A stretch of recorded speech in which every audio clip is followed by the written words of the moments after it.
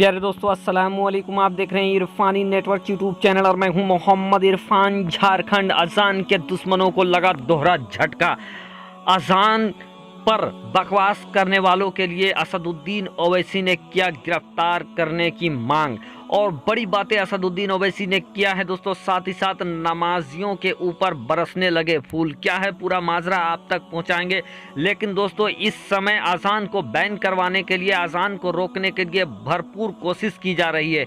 ऐसे में दोस्तों, आप सभी लोगों से गुजारिश है कि अगर आप भी अजान से मोहब्बत करते हैं, अगर आप भी चाहते हैं कि अजान होता रहे, तो वी लव अजान, वी सपोर्ट अजान लिखकर कमेंट करें। ज़्यादा से ज़्यादा कमेंट करें दोस्तों, ताकि लोगों को पता चल सके कि मुसलमान और अजान कितना मोहब्बत एक मुसलमान अजान से करता है। तो जल्दी से दोस्तों इस वीडियो के कमेंट बॉक्स में जाएं। पहले वीडियो को अगर चैनल को सब्सक्राइब नहीं किया है, चैनल को कर लीजिए सब्सक्राइब, वीडियो को कर दीजिए लाइक दोस्तों। साथ ही साथ कमेंट में जाकर ये लिखें वी लव अजान, वी सपोर्ट अजान।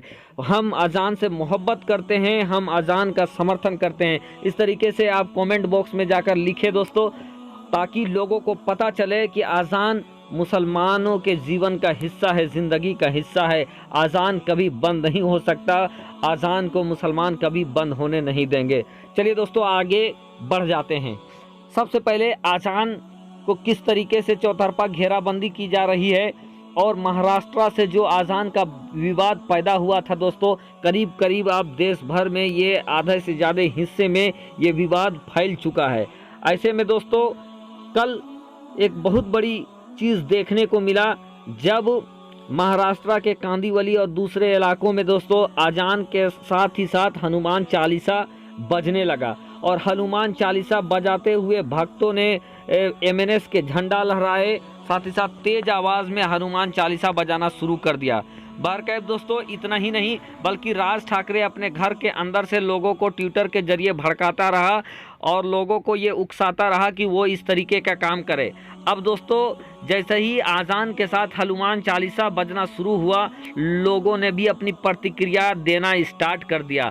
लोगों ने भी राज ठाकरे की खूब खातिर तवज्जो करना स्टार्ट कर दिया और राज ठाकरे की आलोचना लोगों ने करना स्टार्ट कर दिया। वहीं दोस्तों बैरिस्टर असदुद्दीन ओवैसी, वो असदुद्दीन ओवैसी जो मुसलमानों के हर मसले पे बड़ा बेबाकी के साथ अपनी राय रखते हैं।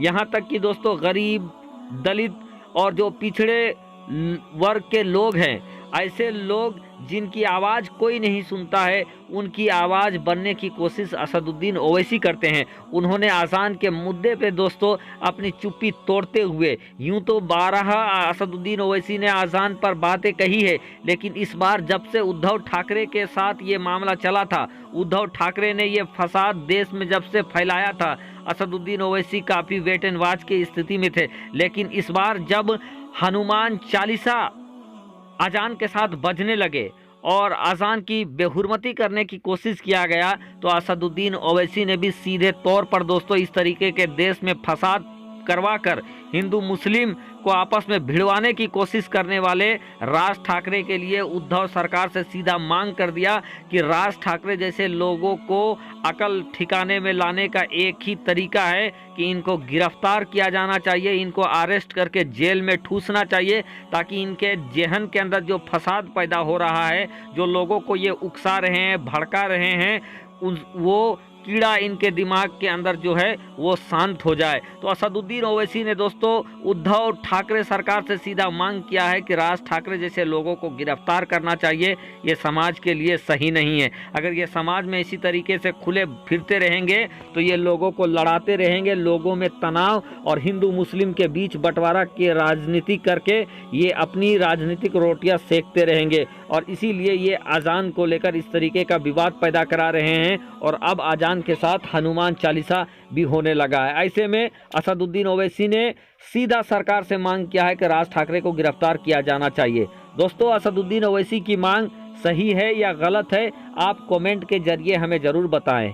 इधर दोस्तों आगे बढ़ते हैं दूसरी जानकारी की तरफ कि इधर लाउड स्पीकर और माइक को लेकर देश की स्थिति काफ़ी तेज़ी से बदल रही है। लेकिन उधर दोस्तों जहां नफरत फैलाने वाले लोग मौजूद हैं, वहीं मोहब्बत फैलाने वाले लोग भी इस देश के अंदर मौजूद है। हिंदू मुस्लिम सभी मोहब्बत फैलाने वाले लोग मौजूद है और वो हमेशा से मोहब्बत के काम करते हैं। दोस्तों अलविदा की नमाज के वक्त दोस्तों और ईद उल फित्र की नमाज के वक्त जो नमाज पढ़कर वापस आ रहे थे, उन नमाजियों के ऊपर दोस्तों गैर मुस्लिम भाइयों ने यानी हिंदू भाइयों ने, सिख भाइयों ने पुष्प की वर्षा किया यानी फूल बरसाया। जी हाँ दोस्तों, मेरे पास मेरे ट्विटर हैंडल में बहुत सारे लोगों ने ट्वीट किया था मुझे, और आप लोग भी अगर कुछ जानकारी मुझे देना चाहते हैं दोस्तों तो मेरा ट्विटर हैंडल आप मुझे ट्विटर पे आप भेज सकते हैं, जानकारी दे सकते हैं @इरफान झारखंड। फिर से बता देता हूं दोस्तों,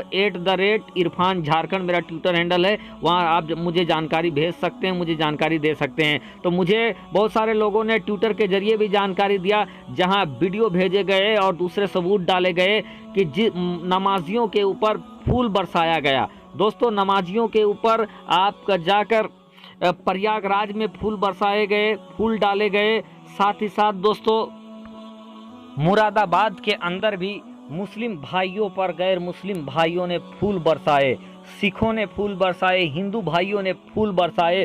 और जब लोगों ने उनसे ये जानना चाहा कि आखिर आप मुसलमानों पर फूल क्यों बरसा रहे हैं, तो उन लोगों ने बेबाक बोला यही बात कि आज ये लोग नमाज अदा करके आ रहे हैं, मुस्लिम भाई नमाज अदा करके आ रहे हैं, और ये लोग देश की खुशहाली के लिए, देश से बीमारी हट जाए, लोगों के रोज़गार मिले, लोगों वतन के अंदर शांति अमन पैदा हो, इस तरीके के ये लोग दुआ मांग कर आए हैं। सिख भाइयों ने कहा कि अल्लाह इन लोगों ने देश की उन्नति के लिए, देश के मोहब्बत भाईचारे को, एकता को, अखंडता को बनाए रखने के लिए इन लोगों ने अरदास किया है, दुआ मांगा है अल्लाह से। और जब ये लोग हम लोगों के बारे में सोच सकते हैं तो हम लोग भी इनके बारे में सोच सकते हैं, इनका हौसला बढ़ा सकते हैं। और इसीलिए इन लोगों के हौसला बढ़ाने के लिए, मुस्लिम भाइयों के हौसला बढ़ाने के लिए हम लोगों ने इन पर फूल की वर्षा किया है। तो दोस्तों अगर आप पर कोई फूल बरसा रहा है तो आप भी उनके ऊपर फूल ही बरसाइए। अगर आप पर कोई गेंदा बरसा रहा है तो आप उसके ऊपर गुलाब का फूल बरसाइए। अगर कोई गुलाब बरसा रहा है तो आप चमेली बरसाइए।